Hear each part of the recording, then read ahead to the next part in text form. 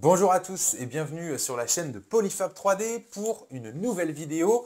Et cette semaine, on va s'intéresser au logiciel recommandé avec les toutes dernières imprimantes Creality, la nouvelle version du logiciel Creality Print, en l'occurrence la version Creality Print 5.0.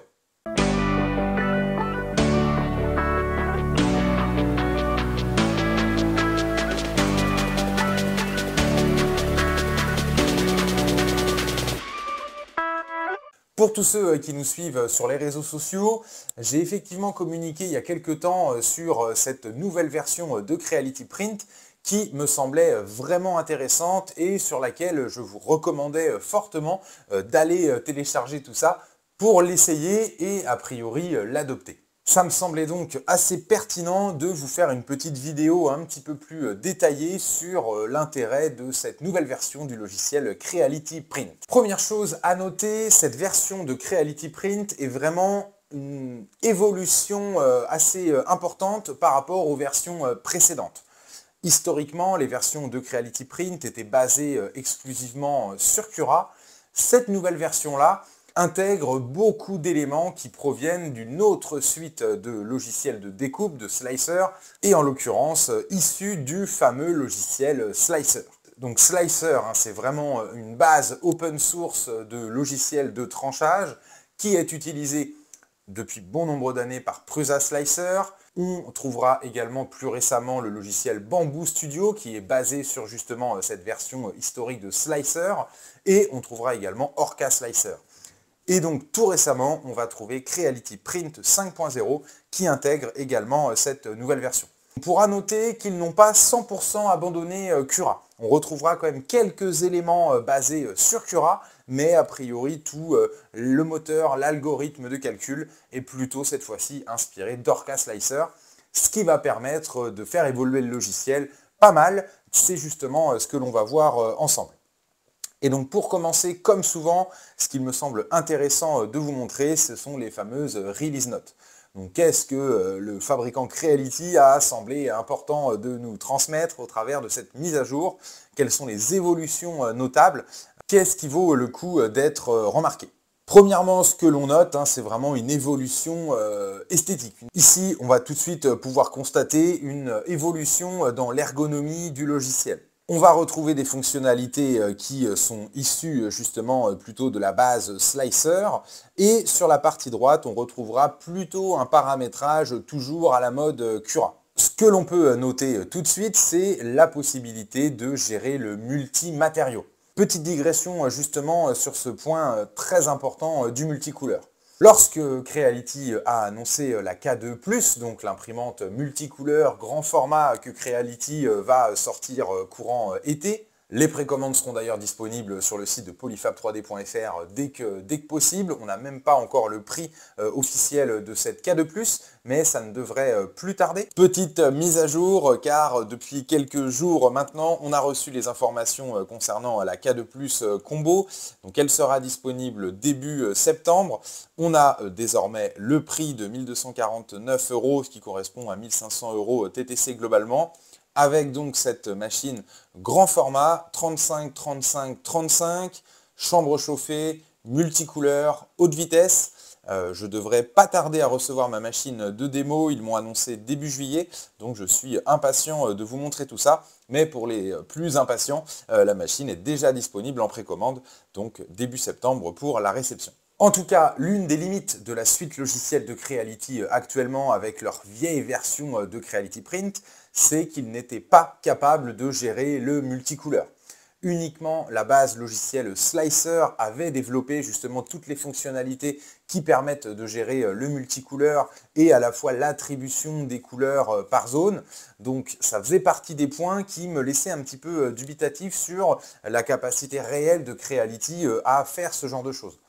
Vous l'avez peut-être remarqué dans les premières images qui sont sorties de la K2+, on ne constatait pas réellement de multicouleur sur l'imprimante, mais plutôt du changement de couleur éventuellement par couche, ce qui n'est pas réellement du multicouleur. En voyant débarquer cette version 5.0 de Creality Print, eh bien, j'ai tout de suite été rassuré sur le fait que Creality allait vraiment pouvoir travailler efficacement le multicouleur en utilisant cette base-là. Donc déjà, premier point qui me semble essentiel, c'est cette possibilité de faire du multicouleur avec le futur logiciel de Creality et leurs futures imprimantes. Donc le User Interface UI s'est donc amélioré, ça a pas mal évolué, ça simplifie pas mal de choses. Ce qu'il est mis en avant particulièrement, c'est le fait d'avoir une ergonomie simplifiée pour ce qu'il en est de la gestion des paramètres. Ici, on verra qu'on a différents petits onglets qui nous permettent automatiquement de naviguer, on va dire, d'onglet en onglet, sans avoir la totalité de la liste comme c'était le cas auparavant sur Cura. Donc ça, effectivement, c'est plutôt un bon point. On notera également des illustrations qui se sont beaucoup améliorées sur l'aide à la compréhension des différents paramètres. On voit que les illustrations sont franchement excellentes, j'y reviendrai un petit peu tout à l'heure, mais c'est vraiment un des points très très intéressants sur cette nouvelle version. On pourra également noter la possibilité d'accéder toujours à des paramétrages avancés, mais cette fois-ci, comme dans Cura, historiquement, ceux-ci sont un petit peu dissimulés et lorsque l'on cherche à les afficher, eh bien, on a une liste qui s'agrandit naturellement. Donc à ce niveau-là, on conserve l'efficacité de Cura. Petit point supplémentaire, ici on a des codes couleurs qui sont un petit peu différents et qui vont nous permettre de mieux comprendre si notre valeur rentrée est cohérente ou si elle est complètement inappropriée pour ce paramètre. Petite chose intéressante également, il semble que lors des prévisualisations, vous puissiez plus facilement faire des modifications et automatiquement il y aura un tranchage qui se fera systématiquement de manière à pouvoir en live vous montrer, on va dire, la réalisation de vos modifications.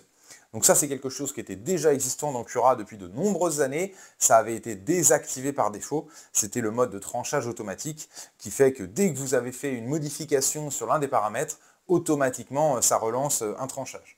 Donc pour les PC un petit peu limite en termes de puissance, de performance, c'était quelque chose qui pouvait poser problème, donc ça avait été désactivé par défaut.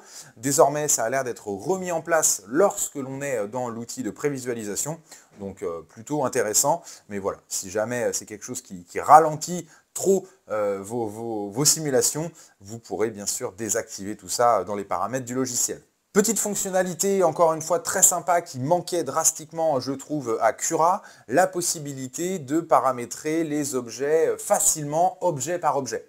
On va pouvoir, en utilisant la fonction non pas globale, mais objet par objet, donner des paramètres différents à chaque objet du plateau.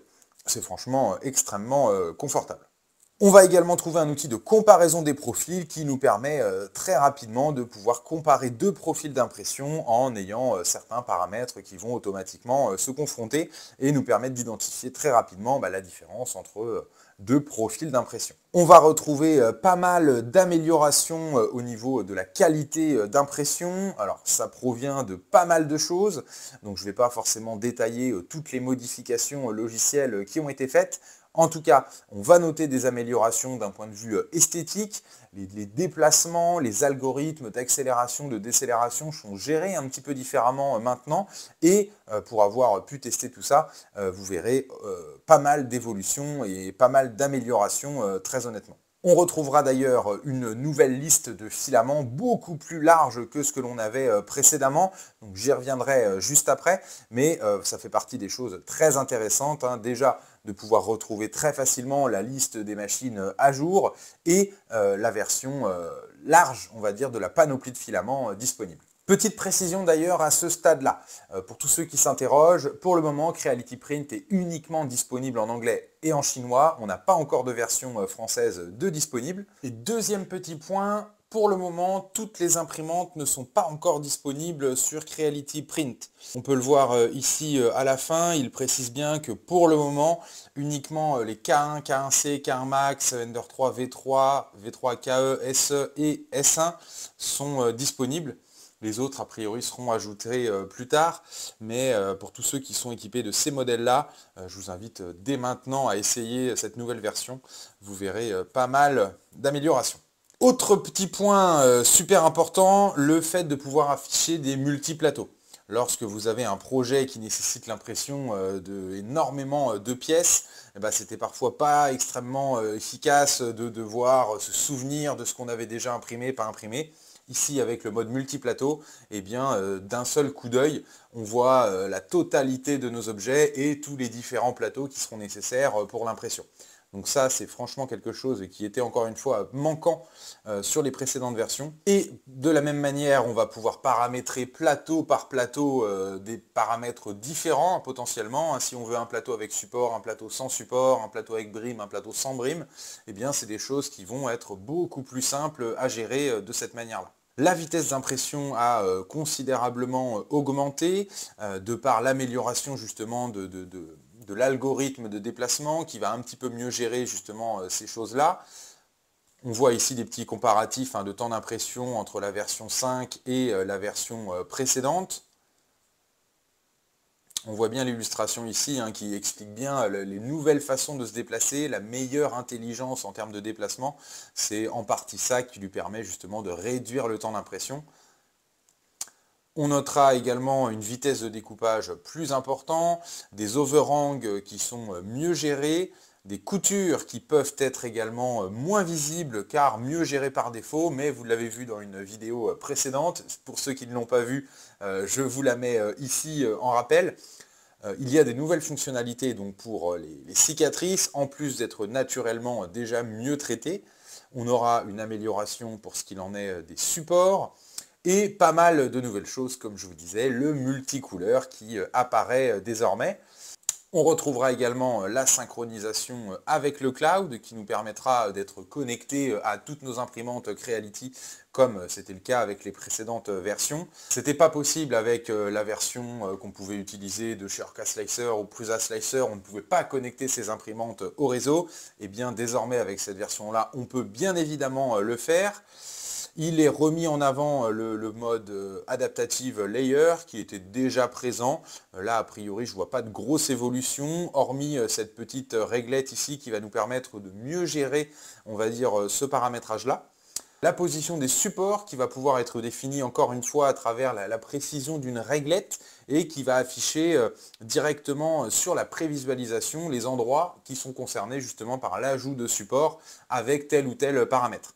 Donc ça, encore une fois, c'est plutôt super intéressant. On revoit un petit peu ici ce qu'il en est des coutures, des cicatrices, et on note pas mal de bugs corrigés à travers cette nouvelle version. Vous retrouverez ici la possibilité de télécharger cette version 5 du logiciel. Vous retrouverez également bien sûr le lien en description. Il est demandé d'avoir au minimum des firmware 1.3.3.26 pour les utilisateurs de KineMax.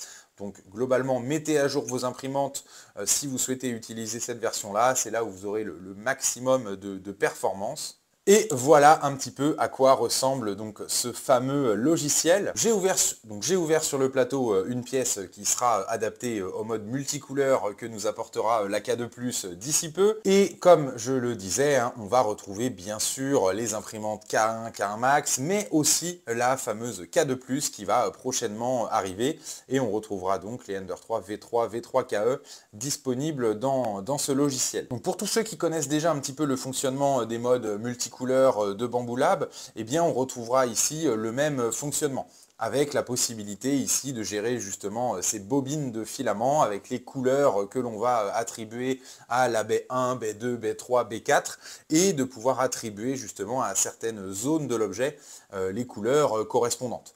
Donc ça a bien été intégré dans le logiciel. Ça va franchement être très pratique d'utiliser les modes multicouleurs.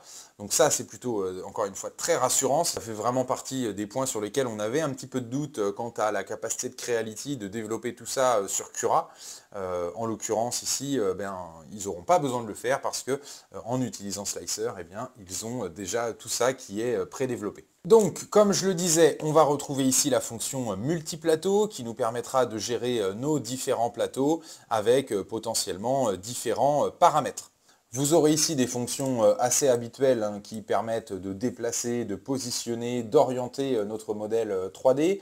On retrouvera la fonction qui, au simple clic, nous permet de mettre en contact du plateau la face que l'on a sélectionnée. L'outil d'échelle, de miroir, de duplication. Ça, ce sont des outils que l'on utilisera plutôt pour la résine habituellement, mais si nécessaire, ce sont des fonctions qui sont également disponibles pour le FDM. Je ne vois pas trop à quoi ça pourrait servir dans ce cas-là. On va pouvoir rajouter du lettrage, de l'écriture sur les modèles, réaliser des découpes. Ça, pour rappel, hein, c'est des choses qui n'étaient pas disponibles sur les précédentes versions. Un outil de mesure et les fameux outils de peinture pour la position des supports, la position des cicatrices et les possibilités de gérer la possibilité de paramétrer donc nos couches adaptatives et la possibilité de gérer justement nos multicouleurs. On retrouvera sur la partie droite donc tout ce qui concerne nos filaments et nos profils d'impression. Donc on peut déjà noter hein, qu'il y a eu pas mal de profils d'impression qui ont été ajoutés. On retrouvera donc différentes typologies de profils d'impression avec plus ou moins de qualité et de vitesse d'impression. Donc en dessous ici les différents paramètres qui concernent la qualité d'impression. Donc habituellement hein, les épaisseurs de couche, la position de la cicatrice. On voit les petites illustrations qui ont été ajoutées justement. Second petit onglet, tout ce qui concerne la résistance, donc le nombre de coques verticales, le nombre de coques horizontales, la densité du remplissage, le motif. Pour ce qu'il en est des vitesses d'impression, eh bien on retrouvera ici, encore une fois, les vitesses d'impression hein, qui sont modifiables, les supports et tout ce qui est accessoire, je dirais, comme l'adhérence au plateau, la tour de purge, ce genre de choses qui pourront justement être particulièrement utiles en mode d'impression multicouleur. Et on retrouvera toujours les paramètres avancés qui nous permettent d'avoir beaucoup plus de paramètres affichés pour pouvoir aller beaucoup plus loin dans le paramétrage pour les plus expérimentés ou les plus adeptes de ce genre de paramétrage. On va retrouver ici le petit outil qui nous permet de comparer nos profils. Donc ici, en comparant le profil 0.2 avec le profil 0.16, on pourrait s'attendre à avoir seulement une modification de l'épaisseur de la couche, sauf qu'en réalité, c'est loin d'être seulement ce paramètre qui est modifié. On voit qu'on a pas mal de choses qui sont différentes, en l'occurrence certaines vitesses, certains paramètres d'accélération, et par exemple les jerks qui sont justement des paramètres très fortement liés à l'accélération. On voit qu'ici c'est très très différent. Donc c'est ce qui créera non seulement des différences visuelles, mais aussi potentiellement des différences de résistance mécanique, des différences de précision dimensionnelle en fonction de ces profils. Et avec cet outil de comparatif, c'est assez pratique de retrouver, on va dire, les différences entre un profil et l'autre. Bon, et pour terminer cette petite présentation du logiciel Creality Print 5.0, je vous parle un petit peu du mode multicouleur qui du coup sera disponible prochainement avec le système de gestion des filaments de Creality, la K2+, et potentiellement aussi compatible avec les autres modèles d'imprimantes. On vous représentera tout ça en détail un petit peu plus tard. Donc en tout cas, d'un point de vue logiciel, ici, on va retrouver notre fonction couleur qui va nous permettre de retrouver nos 4 coloris de filaments que l'on aurait utilisés dans l'imprimante. Donc on va pouvoir utiliser les outils ici de sélection de zones qui vont nous permettre d'attribuer les couleurs à différentes zones. Donc ici, on va pouvoir par exemple utiliser le filament noir pour y colorer la cheminée. Donc on va ici pouvoir sélectionner l'intérieur et l'extérieur de la cheminée. Et on va maintenant imaginer vouloir imprimer cette petite chose-là en blanc. Donc on voit qu'on sélectionne le blanc. On a une petite réglette qui nous permet de sélectionner plus ou moins une large zone. On voit qu'en sélectionnant une valeur faible ici, j'ai une sélection qui est vraiment réduite, alors qu'en augmentant la valeur, on voit que j'ai une sélection qui est un petit peu plus grande à chaque fois. Donc qui va nécessiter potentiellement moins de clics pour pouvoir remplir toute la zone. Donc on va utiliser le blanc, hop, une fonction un petit peu avancée comme ça. On va pouvoir attribuer la zone blanche, hop, on revient en arrière, CTRL Z. On attribue la zone blanche où ça nous intéresse. Bon, vous voyez, c'est plutôt assez facile quand on se positionne correctement. Là, j'essaye d'aller vite. Oh, justement, vous voyez, il va falloir que je réduise un petit peu cette valeur-là. Hop. Et on va pouvoir faire la même chose de l'autre côté. Vous voyez, je ne sais pas pourquoi j'ai mis autant de temps pour le premier. Mais vous voyez, c'est plutôt assez rapide et efficace de travailler avec ces petits outils-là. On va également pouvoir travailler par exemple avec un petit cercle qui va nous permettre de dessiner, on va dire, sur le modèle 3D. Donc ça, pour l'avoir testé, c'est assez aléatoire, hein. On voit tous les petits changements, les petits détails des zones de changement. Donc c'est pas franchement quelque chose que je recommande. Ici, on va pouvoir travailler par hauteur, donc décider d'utiliser telle couleur à partir de telle hauteur ou ce genre de choses. Remplir des trous, enfin voilà. Les fonctionnalités sont plutôt assez pratiques à prendre en main, mais moi je vous recommande vraiment d'utiliser cette fonction fill avec le remplissage intelligent automatique et de jouer avec cette valeur de zone. C'est plutôt assez pratique. Avec cette petite valeur là, ouais, ça c'est autre chose. Donc voilà en tout cas pour le mode multicouleur, vous voyez c'est plutôt simple et encore une fois on y reviendra plus en détail dans la formation dédiée à la K2+, qui sortira dans quelques semaines au moment où les machines seront disponibles.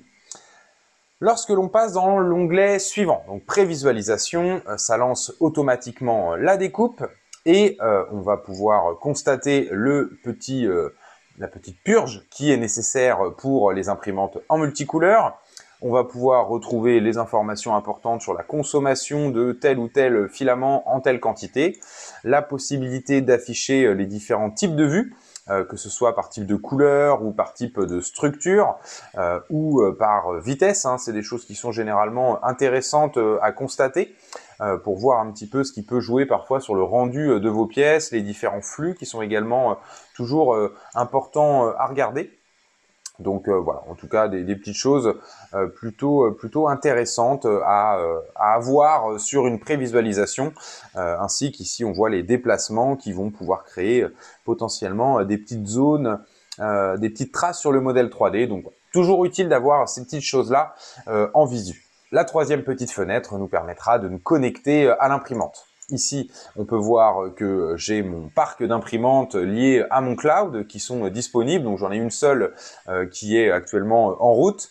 Je vais pouvoir accéder à sa caméra, prendre le contrôle de l'imprimante en direct, accéder à mon historique d'impression, à mes timelapses, également aux détections d'objets qui auraient été réalisées en cours d'impression, pendant les scans, ce genre de choses. Donc en l'occurrence, j'en ai pas eu ici. Et on pourra bien évidemment utiliser cette connexion pour pouvoir automatiquement envoyer l'impression à l'imprimante. Donc on a ici le one-click printing qui fait que automatiquement mon imprimante est en train de recevoir l'impression et vous devriez la voir commencer d'ici quelques secondes à bouger. Je vous montre ça d'un petit peu plus près. Bon, et comme d'habitude, hein, pour commencer, petite calibration de base, mais ça vous connaissez. Donc voilà, globalement, ce que je tenais à vous dire sur ce logiciel Creality Print 5.0. Encore une fois, hein, pour tous ceux qui utilisent des imprimantes K1, K1 Max, K1C, Ender 3, V3, V3, KE, je vous invite véritablement à essayer cette nouvelle version Creality 5.0 qui devrait être la solution la plus efficace, la plus simple pour tous les possesseurs d'imprimantes Creality. Donc clairement, j'ai pas grand chose de négatif à dire sur cette version 5.0 de Creality. Vous retrouverez encore une fois en description le lien de téléchargement de ce logiciel et le lien pour accéder à la release note. Dès que possible, je vous mettrai en description le lien de précommande de la K2+ pour ceux que ça peut intéresser. N'hésitez pas à nous dire en commentaire ce que vous pensez de cette version de Creality Print pour ceux qui l'ont déjà essayé. N'oubliez pas d'aller faire un petit tour sur le site de polyfab3d.fr, de mettre un like sur cette vidéo, de vous abonner à la chaîne, à nos réseaux sociaux pour ne pas louper les prochaines actualités de ce type-là. Et je vous dis à très bientôt pour une prochaine vidéo.